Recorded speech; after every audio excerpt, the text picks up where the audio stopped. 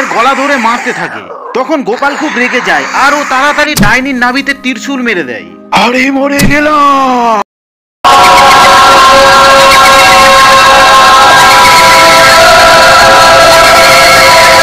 এক সময়ের কথা, একটা গ্রামের পাশে একটা ঘন জঙ্গল ছিল। ওই জঙ্গলে অনেক ভয়ঙ্কর ডাইনির ছায়া ছিল। গ্রামের সবাই ওই ডাইনির থেকে বাঁচার জন্য একটি তান্ত্রিকের সাহায্যে গ্রামের চারিদিকে গন্ডি কেটে রেখে দেয়। সবাই আমার কথা মন দিয়ে শোনো, এখন থেকে কেউ এই গন্ডির বাইরে যাবে না, আর এই গন্ডির ভেতরে থাকবে। হ্যাঁ দাদু, আপনি ঠিকই বলেছেন। একদিন হঠাৎ ওই গ্রামে একটা খুব সুন্দর মেয়ে আসে। তখন ওই গ্রামে থাকা সব ছেলেরা ওই মেয়েটাকে দেখতে থাকে। আরে বাহ, কি সুন্দর দেখতে মেয়েটাকে। গোপালও তখন ওখানে দাঁড়িয়ে ছিল। গোপালেরও ওই মেয়েটাকে খুব ভালো লাগে। কিছুদিন এইভাবেই কেটে যায়। ওই মেয়েটা কিছুদিন পরে গ্রামে আবার আসে আর গ্রামে ঘুরতে থাকে। ঘোরার পরে জঙ্গলের দিকে যেতে থাকে আর হঠাৎ অদৃশ্য হয়ে যায়। আরে গোপাল দাদা, আমি ভাবছি এইবার যখন ওই মেয়েটা আসবে আমি আমার মনের কথা বলেই দেব। না না মন্টু, তুমি এইরকম করো না। আমার তো ওই মেয়েটাকে খুব ভদ্র বলেই মনে হয়। আমি তো আমার মনের কথা আজকে বলেই ছাড়বো, আর ওই মেয়েটার পেছন পেছন যাব, দেখবো ওই মেয়েটা কোথায় থাকে।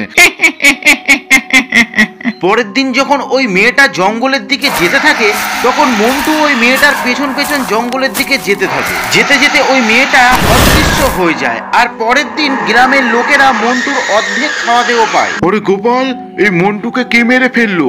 মন্টু জঙ্গলের দিকে গিয়েছিল নাকি? জানি না, কাল তো রাগ করে চলে গিয়েছিল। কে জানে কে মন্টুর এরকম অবস্থা করলো। এইরকম ভাবেই ওই মেয়েটা গ্রামে আসে আবার জঙ্গলে অদৃশ্য হয়ে যায়। ওর জন্য গ্রামে আস্তে আস্তে ছেলেরা কমতে থাকে।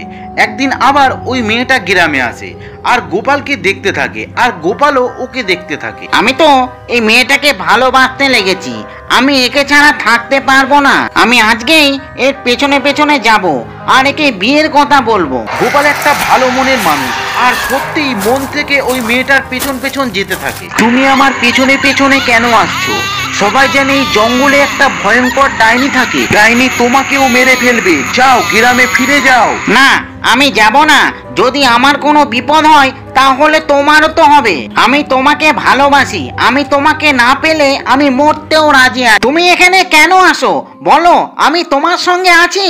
তুমি যাও, আমি অনেক দিন ধরে তোমায় দেখছি, তুমি খুব ভালো মানুষ। আমি চাই না যেন ডাইনি তোমায়ও মেরে ফেলে। এখান থেকে চলে যাও। গোপাল ওই মেয়েটার কোনো কথাই শোনে না আর দেখতে দেখতে ওই মেয়েটার চোখ দুটো লাল হয়ে যায়। চলে যাও, না হলে আমি তোমাকে মেরে খেয়ে ফেলবো। আরে মরে গেলাম রে। তখন ওই মেয়েটা পুরোপুরি ভাবে ডাইনি হয়ে যায় আর গোপালকে ভালোভাবে দেখতে থাকে। কিন্তু গোপাল দৌড়াতে দৌড়াতে গ্রামে চলে আসে। সবাই শোনো, আমাদের গ্রামে যে সুন্দর মেয়েটা আসতো ওটা একটা ডাইনি। যদি ওই মেয়েটা ডাইনি হয় তাহলে আমাদের গ্রামে কিভাবে আসলো? গ্রামে তো তান্ত্রিক বাবা গন্ডি কেটে রেখেছে, আর তুমি জঙ্গলে কেন গিয়েছিলে?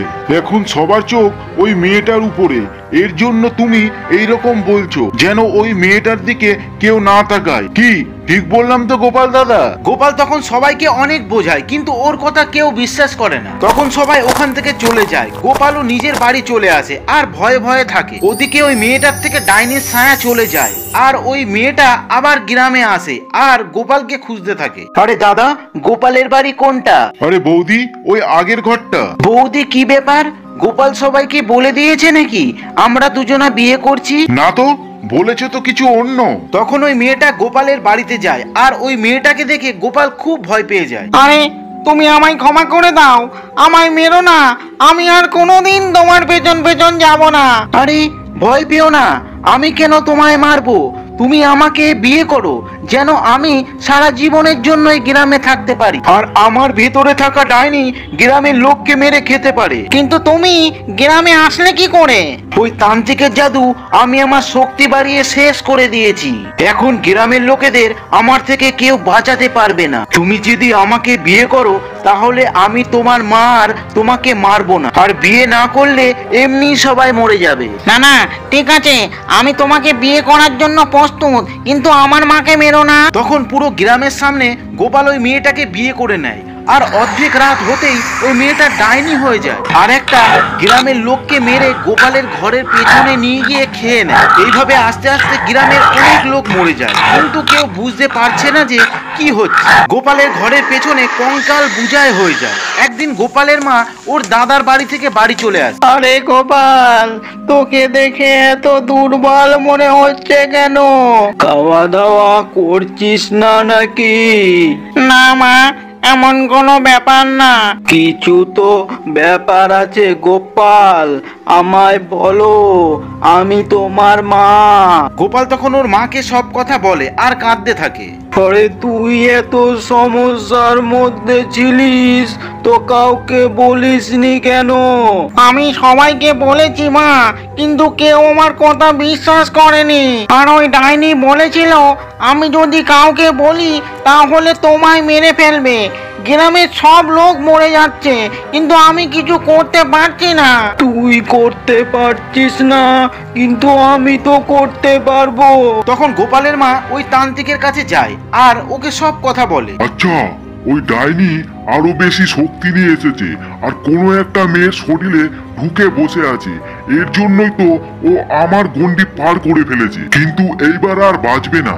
তোমার ছেলের সঙ্গে বিয়ে করে নিজেই আমাদের কাজ আরো সহজ করে দিয়েছে। এই নাও, এটা মায়ের হাতের ত্রিশূল, আর তোমার ছেলেকে বলবে যখন ওর বউ ডাইনির রূপে থাকবে তখনই ওই ত্রিশূল ওর নাভিতে মারবে। এইবার ওই ডাইনি তোমার ছেলের হাতেই মরবে, কেননা স্বামী ঈশ্বরের সমান হয়। তখন গোপালের মা তান্ত্রিকের সাথে গ্রামে যায় আর গ্রামের সব লোকেদের সত্যি কথা বলে দেয়, আর গ্রামের সবাই একসঙ্গে থাকে, আর গোপালও ত্রিশূল নিয়ে দাঁড়িয়ে থাকে। তখনই রাত হতেই গোপালের ঘর থেকে ভয়ঙ্কর ভয়ঙ্কর আওয়াজ আসতে থাকে, আর ওই সুন্দর মেয়েটা বাইরে আসে। ওর চোখ লাল হয়ে যায়। গোপাল, তুমি তান্ত্রিককে নিয়ে এসেছো? গোপাল, তুমি এইরকম কেন করলে? আমি তোমাকে ভালোবাসি আর তুমি আমাকে মারতে চাও। না না, আমিও তোমাকে ভালোবাসি আর তোমাকে ডাইনির থেকে মুক্তি দিতে চাই। তখন ওই মেয়েটা ডাইনির রূপে চলে আসে আর গ্রামের লোক ভীষণ ভয় পেয়ে যায়। আরে মরে গেলাম, গোপাল দাদা তো ঠিকই বলেছিল, এই ডাইনি আমাদের ভালো ভালো গ্রামের লোকেদের মেরে ফেলেছে। মেরে ফেলো গোপালেকে। গোপাল, এই ত্রিশূল দিয়ে এই ডাইনির নাভিতে মারো। মেয়েটা তখন পুরো ডাইনি হয়ে গিয়েছিল। আমি কাউকে বাঁচিয়ে রাখবো না। তখন ডাইনি গোপালের মায়ের গলা ধরে মারতে থাকে। তখন গোপাল খুব রেগে যায় আর ও তাড়াতাড়ি ডাইনির নাভিতে ত্রিশূল মেরে দেয়। আরে মরে গেলাম। গোপাল, তোমার বউয়ের উপর যে ডাইনি ছায়া ছিল ও শেষ হয়ে গিয়েছে। তখনই তান্ত্রিক নিজের শক্তি দিয়ে গোপালের বউয়ের জ্ঞান ফিরায়। আরে আমি এখানে কি করে আসলাম? আমি তো জঙ্গলে কাঠ কাটছিলাম। আমার নাম রেখা, আমি পাশের একটা গ্রামে থাকি। তখন সব গ্রামের লোক ওকে সব কথা খুলে বলে, আর গ্রামের সবাই গোপাল আর রেখার বিয়ে খুব ভালোভাবে আবার করিয়ে দেয়।